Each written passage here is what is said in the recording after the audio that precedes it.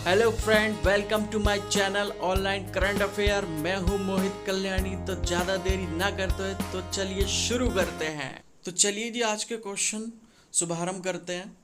प्रधानमंत्री नरेंद्र मोदी ने 2 अगस्त 2021 को कैशलेस और संपर्क रहित भुगतान के साधन के रूप में किस डिजिटल भुगतान समाधान का शुभारंभ किया है? किस डिजिटल भुगतान का समाधान शुभारंभ किया है?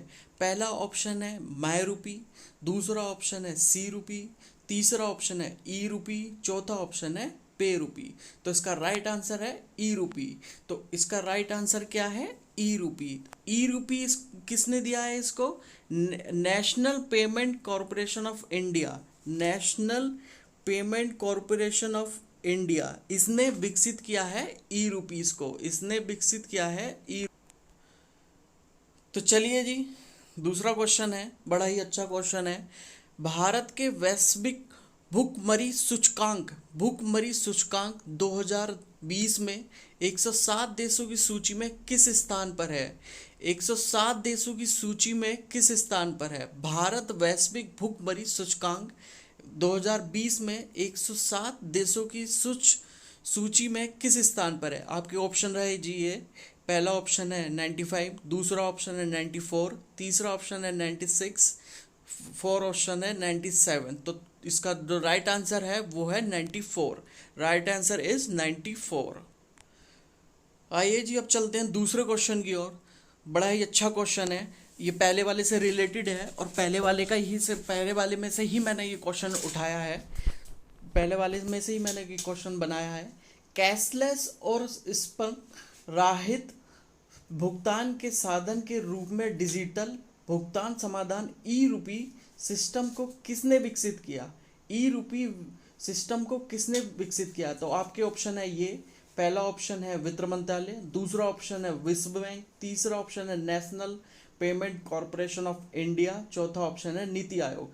तो इसका जो राइट आंसर है वो है national payment corporation of India. ये मैंने पहले वाले क्वेश्चन में से ही उठाया था, तो वहीं का है ये, national payment corporation of India इसका राइट आंसर है। तो चलिए जी, अब चलते हैं नेक्स्ट क्वेश्चन की तरफ। ये भी बड़ा अच्छा क्वेश्चन है, करंट का ही क्वेश्चन है, अभी हाल फिलहाल का ही क्वेश्चन है, एकदम अभी फ्रेश क्वेश्चन है।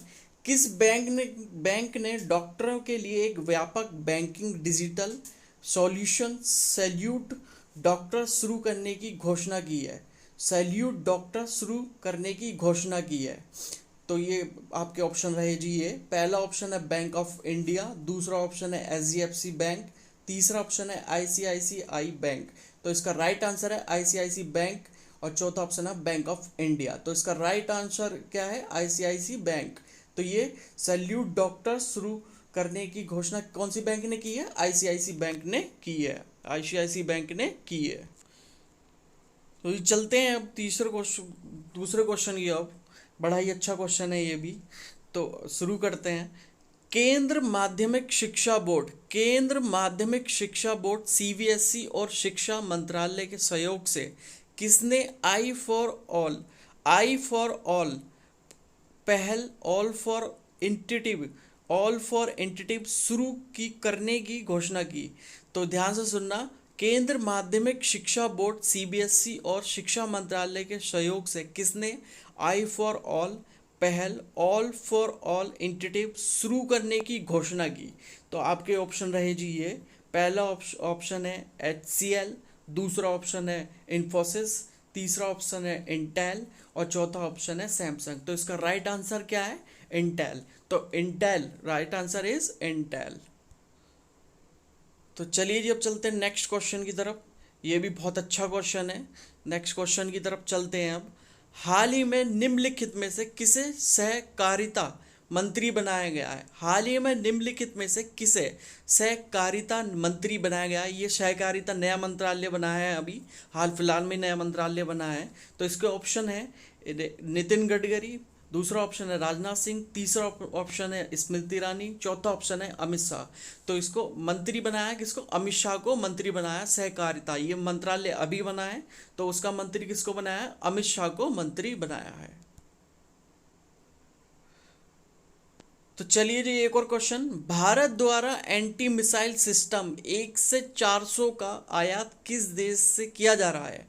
भारत द्वारा एंटी मिसाइल सिस्टम 5 से 400 का आयात किस देश से किया जा रहा है? माफ़ कीजिएगा, मैंने 100 400 बोल दिया था पहले।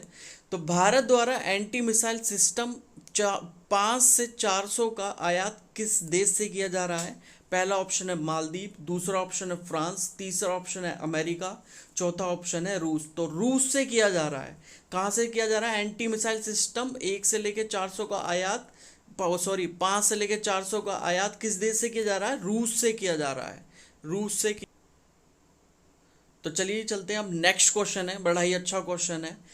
भारत ने 106 किलोमीटर लंबी कोसी कॉरिडोर पावर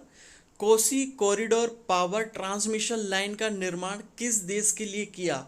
भारत ने 106 किलोमीटर लंबी Kosi corridor power transmission line का निर्माण किस देश के लिए किया?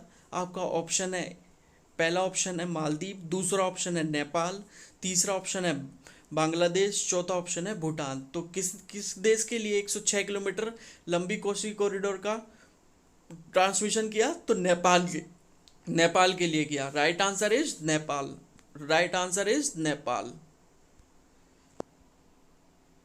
तो चलिए शुरू करते हैं दूसरा क्वेश्चन एक और। भारत के किस राज्य ने वर्ष 2023 तक स्लम फ्री राज्य होने की घोषणा की है? भारत के किस राज्य ने 2023 स्लम फ्री राज्य होने की घोषणा की है? ध्यान से सुना, 2023 तक स्लम फ्री राज्य होने की घोषणा की है। तो वो कौन है? उड़ीसा, उड़ीसा ने की है। पहला ऑप्शन है उड़ीसा, दूसरा ऑप्शन है उत्तराखंड, तीसरा ऑप्शन है गुजरात, दूसरा लास्ट ऑप्शन है दिल्ली।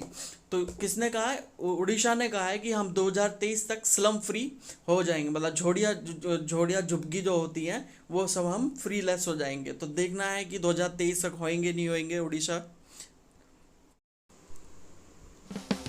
तो चलिए जी इस वीडियो को करते हैं यहीं समाप्त। मिलेंगे कल वीडियो में, तब तक अपना ख्याल रखिए, अपनों में रहिए, खुश रहिए। अगर मेरी वीडियो अच्छी लगी हो तो please like and subscribe my video.